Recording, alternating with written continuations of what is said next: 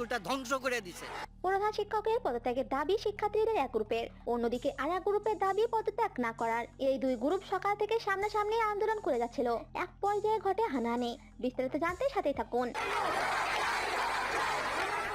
অধ্যক্ষের পদত্যাগ ইস্যুতে মিরপুর বাংলা স্কুল অ্যান্ড কলেজের শিক্ষার্থীদের দুই পক্ষের মধ্যে সংঘর্ষ হয়েছে। এতে ইনজুরিতে আছে বেশ কয়েকজন। দাবি, আমরা শান্তিপূর্ণ আন্দোলন করছিলাম, ওরা আমাদের বন্ধু হয়ে কেন আমাদের দিকে ইট পাটকেল নিক্ষেপ করে। সকালে কয়েক ঘন্টা ধরে সংঘর্ষ চলার পর পরিস্থিতি নিয়ন্ত্রণে আনে সেনাবাহিনী।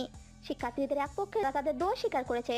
প্রভাবের বিভিন্ন রাজনৈতিক লোকের উস্কানিতে পড়ে আমরা আমাদের কাজটা ঠিক করি নাই, যা করছি বাইরের প্রভাব এবং চাপের কারণে। তবে সেই শিক্ষকের প্রতি নানা অভিযোগ রয়েছে, যেটার মামলাও বহাল রয়েছে। কিন্তু প্রশ্ন উঠেছে, সমন্বয়করা শিক্ষার্থীদের উস্কানি দিয়ে তাদের রাজনীতিতে কেন প্রবেশ করাচ্ছে? এই প্রশ্ন আপনাদের কাছেও রইল। অন্য পক্ষের দাবি, আমরা মানিনি, মেরেছে ওরা।